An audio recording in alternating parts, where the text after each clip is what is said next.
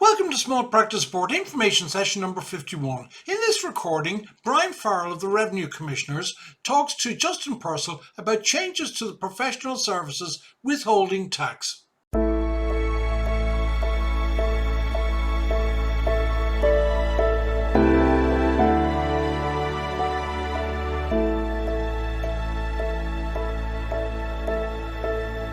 You're very welcome to the Small Practice Information Session 51. And we're here with Brian Farrell from the Revenue Commissioners, and we're going to be discussing the new e-withholding tax procedures, which are going live on July the 1st. Brian, you're very welcome to join us here today. I think it's just gone 1 o'clock, so we'll get started. I know we only have about 30 minutes, so I'll stop sharing my screen and allow you to share your screen. So I'll just actually, before we get started, I'll just welcome Brian. Brian Farrell is from the Revenue Commissioners. He's the Business Taxes Support and Customer Service in the Personal Service Division of the Revenue Commissioners. And you're the lead on this change to the professional services withholding tax. So thanks for coming along, Brian. We're all ears. Thank you. Okay, I'm going to begin. Justin, if there's any issues with my sound or feedback or sharing of the screen, please feel free to jump in there. But I'm going to similarly to those listening to us, if you have any issues with the sound or if you have any questions, we'll take them via chat. So if you want to communicate to us, so you're very welcome, Brian. We can see your screen now. That's great. Excellent. I'm going to, there we go, and begin the presentation. So yes.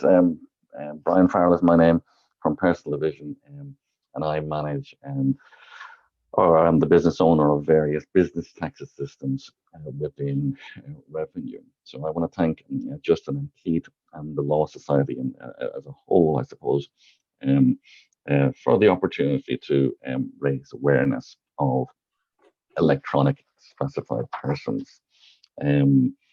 My presentation is going to last about 10 or 15 minutes or so, and then I'll devote the rest of the time to questions and answers. So please jump in with questions for me. Just Brian, one quick question there. People want to know, can they see you if possible, or is that an issue? Can I turn on my I'm not sure. I don't see an option because the presentation has taken over the screen.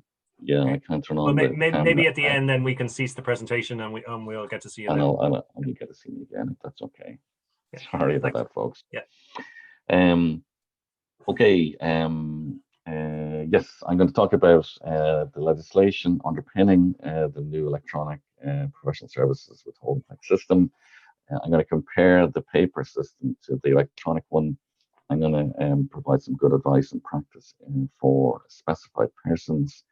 I'm going to talk about the interim refunds under electronic PSWT and agent access. And as has been said there by Justin, the system is due to go live not too long on the 1st of July, which is days now at this stage. Okay. First of all, Section 13 of the Finance Act is due for ministerial assignment of that particular, I guess, statutory instrument, if it hasn't already been done this week. So the 1st of July is cast in stone, and it will end the issuing of F45 forms from public sector bodies on that date. Now, there was some concern in relation to the HSE cyber attack. Now, we have been working with the HSE. However, they are a considerable stakeholder as a public sector body.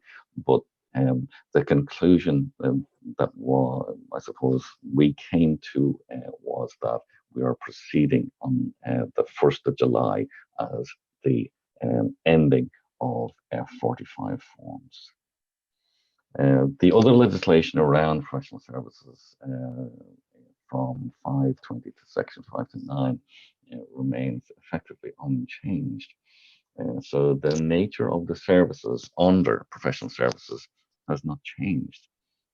So if the service that you are providing was under the remit of PSWT under the paper system, it will remain so in the electronic system. And similarly, the definitions of specified persons and accountable persons remains unchanged. To compare the paper system to the electronic system.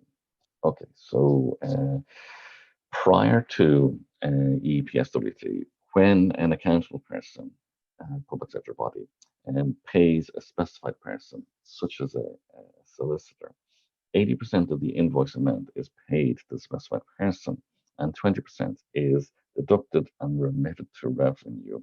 And the specified person is given a paper F45, which details the payment and the deduction amount.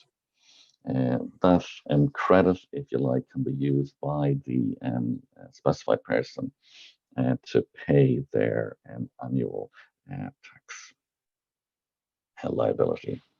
Now, under electronic PSWT, you'll see that the first two bullets are exactly the same, only the red one is where things different. In other words, the accountable person will still, deduct 20% and remit to revenue the 20%. However, instead of providing an F45 form to the specified person, the accountable person will make a payment notification on ROS outlining that deduction. Okay, EPSWT means that accountable persons will not be submitting paper forms to specified persons. This change will end the creation and transferring of more than 500,000 F45 paper forms annually. This reduces an administrative burden on everybody involved in PSWT significantly.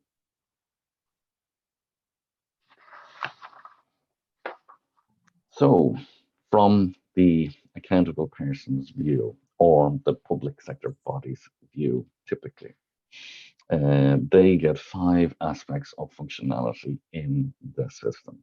Okay, I'm going to go through them. And they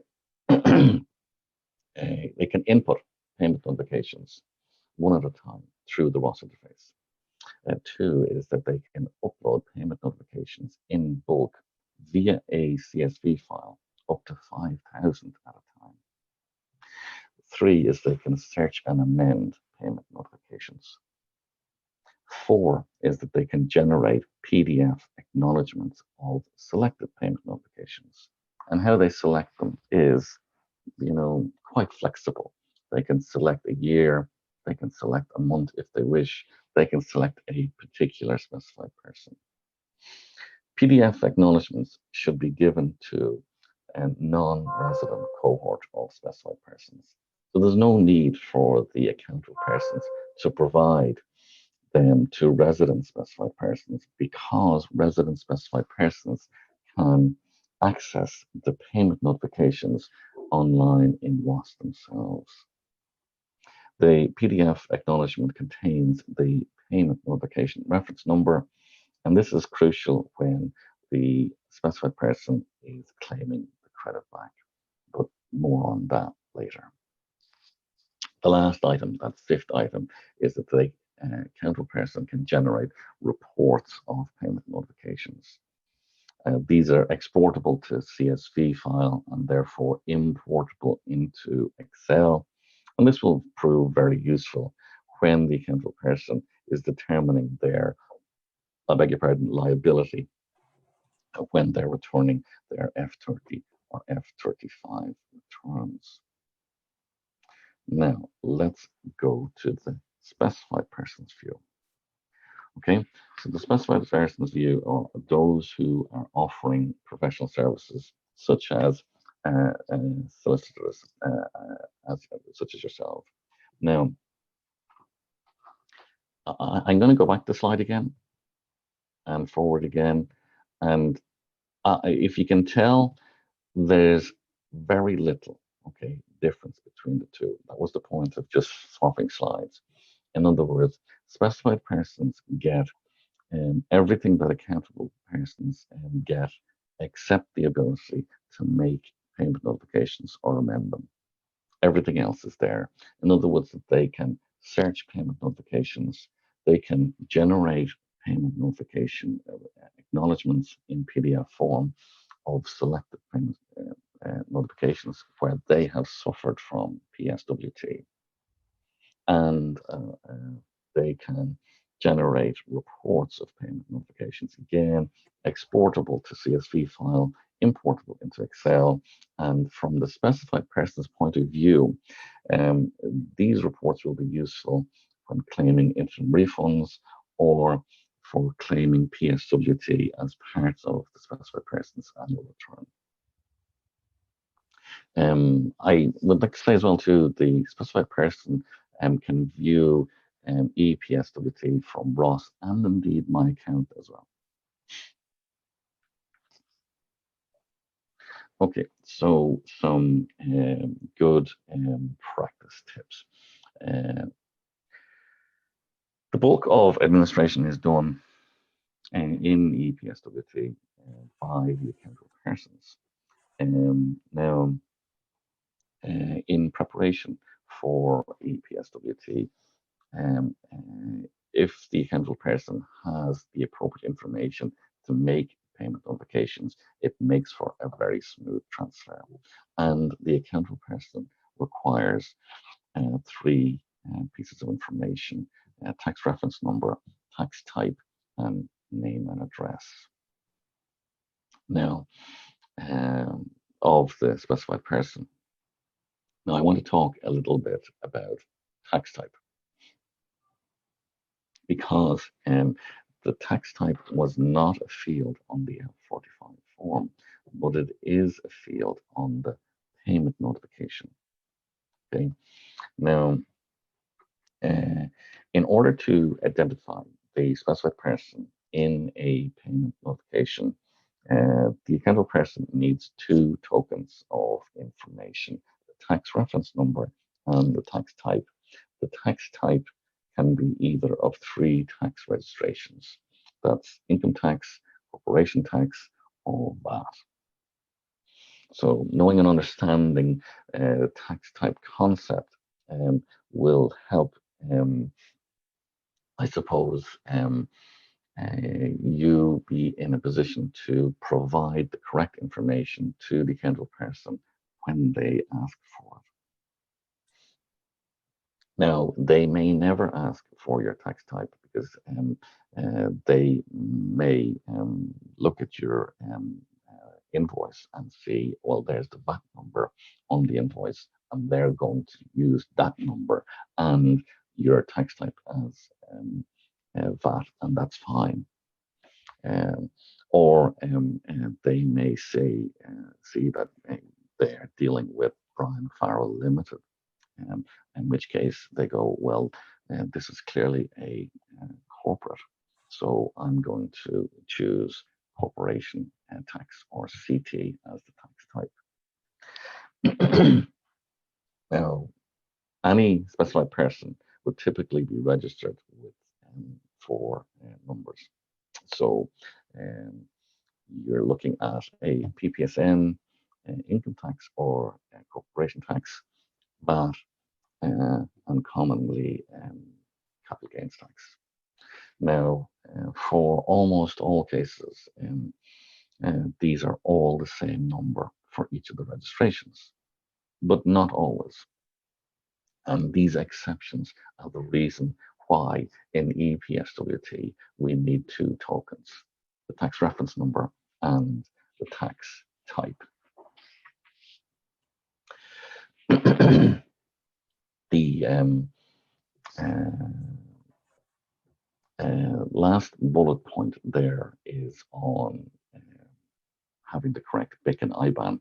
So it's just, sometimes BIC and IBAN accounts change, and just making sure that your person or public sector body has got the latest information in relation to where they ought to be making payments to when they go to pay you is just something to be conscious of. In other words, if when they make the payment run, the bank comes back after a couple of days and said something was wrong with this particular payment, and there is delays, around, okay, well, now I'll delete the payment notification, I'll need to contact the specified person and confirm the bank details again, and make the payment again, and then make the payment notification again.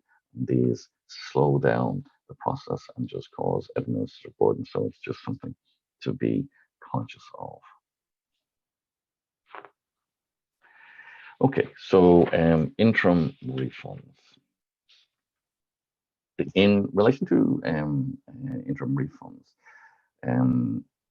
well, under certain conditions, specified persons can claim interim refunds. Those conditions are, let's say, generally speaking, once the specified person has suffered a withholding value which is equal to last year's tax liability, any subsequent PSWT suffered can be claimed back in an interim refund.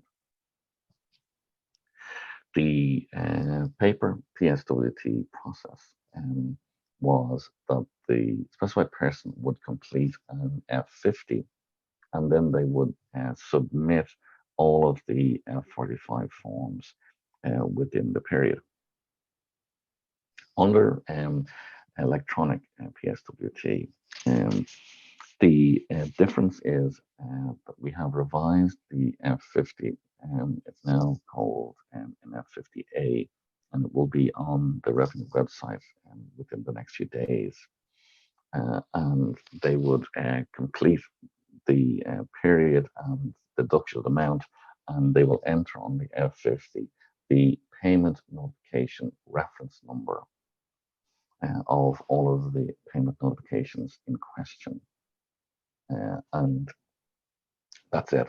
So you complete that form and submit it via my inquiries, and there's no need to submit anything else. So there's no paper forms being submitted, and certainly for residents, there's no submitting the PDF acknowledgements. Non-residents are they don't have access to Ross or my account, so they will be submitting the PDF acknowledgements. They'll be submitting them separately to the International Claims Unit in Revenue in MENA. So they will be submitting those PDF acknowledgements, which will be provided to them by their accountable person. Agents have full access to the EPSWT system, where they're linked to their client via tax registrations. So it depends. Let's say, accountable person's point of view, they have to be linked to the PSWT tax registration. Once they are, they'll get full access, including the ability to make and amend payment notifications, run those reports, and extract the PDF acknowledgement. For specified persons, a link to any tax registration will grant the agent, the tax agent, access to the EPSWT system to be able to search PNs, to make the acknowledgements, and to run the reports. Now, this is the last slide that I have. So it's just a note that the TDM has been republished last week, and it outlines the entire EPSWT system. Has got lots of details that I didn't really go through. There is also one other point that I'm going to raise while I still have the floor. We are already looking at enhancements to the EPSWT system. So one of those which will affect you as specified persons is that we are looking to provide the ability for the admin DigiCert on ROS to prevent subcerts from accessing the EPSWT system. So right now, all subsets automatically will have access to the full EPSWT system. And one of the enhancements that we're going to bring online is that the admin cert can deny subcert access to the EPSWT system. So I'm going to end the presentation there, and I'm going to open the floor to questions, if that's okay. Okay, thanks, Brian. Thanks for talking us through. I suppose while we're just waiting for if anyone has a question, if they could just send it through on the chat, we'll take it. But before that, so you kind of explained how it works, but what, like sitting there now, what do I need to do right now if it's going live on July the 1st? Sure. Okay, so let me see. Largely speaking, the specified persons, their role almost in PSWT is to, unfortunately, suffer from the withholding. Now, that was, for want of a better word, many people actually see the withholding mechanism as a pay-as-you-go or positive cash flow, but you will automatically have access to the EPSWT system from Thursday. And from the 1st of July, if anyone is making payment notifications, you can go into Ross and you can have a look at them being made in there. What would you do? It would be to ensure that your accountable person has the correct tax reference number and tax type, so as that they can make a payment notification. That's the most important thing, I think, that a specified person needs to do. I suppose in adding to that, also to make sure that your IBAN and your BIC account details are also correct for the actual transfer. Just in case it's changed. Yeah. There's a question there from Paul. If the accountable person marks the tax as VAT, but the firm wants to apply the tax as income tax, how do you correct the same? Can you see your chat there, Brian? Yeah, so this is from Paul O'Connell. If the accountable person marks the tax as VAT, but the firm wants the tax as income, okay, the accountable person is using a tax type and tax reference number to identify you. Okay, so the withheld 20% hasn't been allocated to offset against either VAT or income tax. It will be certainly initially up to the specified person who can come in and look at their interim refund and either offset it against any tax head, whether it be PREM or whether it be VAT or income tax. So the accountable person selecting a tax type isn't actually selecting the tax liability to offset to. Paul, I hope that answers your question. That's all. Yeah. Okay. So there's a second question there. How do we work out how much withholding tax to pay? Does Ross calculate this? Yes, Ross calculates. It's always 20%. Now there was, let's say, some discussion within revenue that it would be altered, and that it would be something similar to, let's say, the RCT tax system, where your rate was dependent on compliance. It was also talk about what's termed a real-time rate.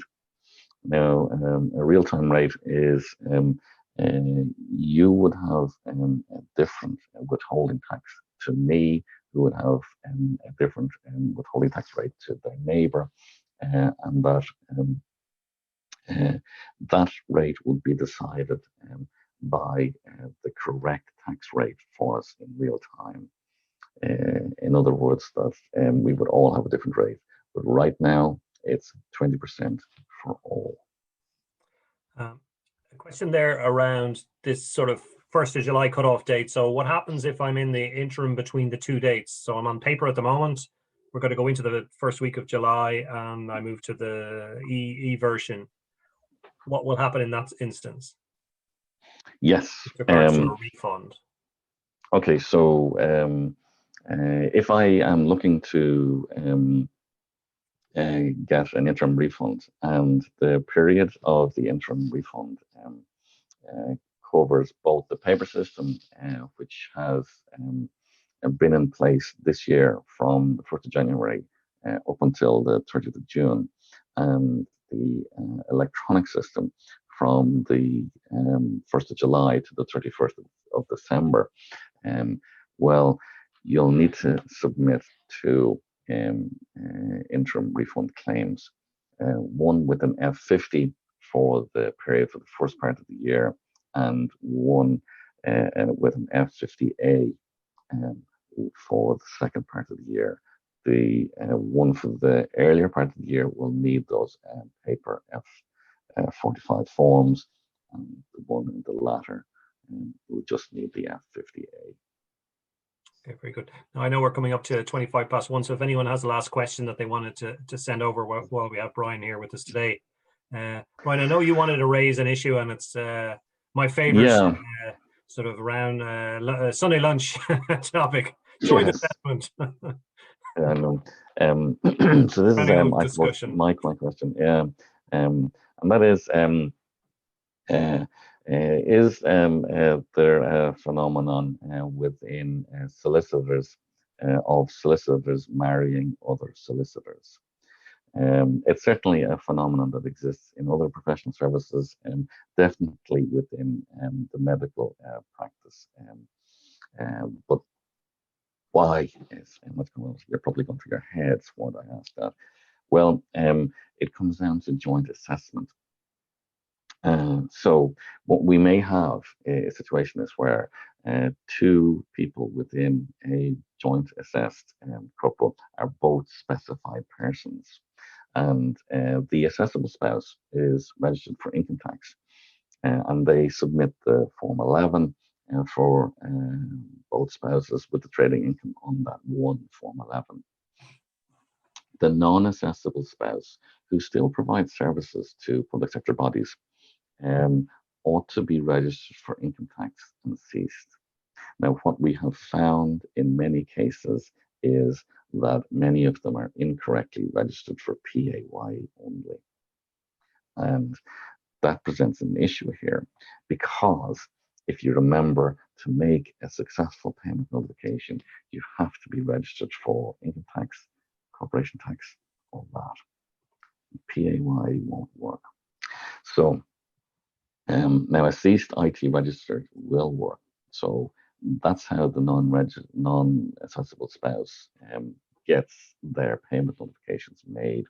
So we have come across quite a few of these cases, and over the course of the next couple of days, we're going to register about 1,500 specified persons for income tax and cease them to enable them to get smooth access to the EPSWT system. And it's something, I suppose, just to be aware of as specified persons. It may affect you if you are a non-assessable spouse. And so with regard to that issue or any other issue, what do I do if I've got a query? How do I make contact with the revenue? What's the best way of sending in a query? The best way actually is to raise the query as a My Inquiry, either in Ross or my account. However, what I would say, just in, if you send the query to the Law Society, if they would do this, I would be happy to engage with the Law Society and answer queries through them, if that's something that they're interested in. But otherwise, raise your query with your revenue branch in a My Inquiry. Yeah. I know we're going to be sending out a recording and a copy of the slides on Friday, hopefully. I think, will your contact details be on that if people need to contact you directly? And mine will be on it anyway. They won't. Okay. Just there's about 22,000 satisfied persons that we're aware of, and I kind of issued that out to everybody. I would be inundated, but I wouldn't be able to. So maybe if anyone has queries, they can field them through me on my email address, which will be on the bottom of the slide. So Brian, you've been a great sport today. Thanks for taking the time out to put a presentation together and to talk to us very directly around what the changes that are coming up. I think it's really good. I was saying this before, that if people are forewarned or forearmed, and having a bit of consultation in advance makes it easier for everybody to just know what's happening. So You're very welcome. thanks very much for making yourself available to us today.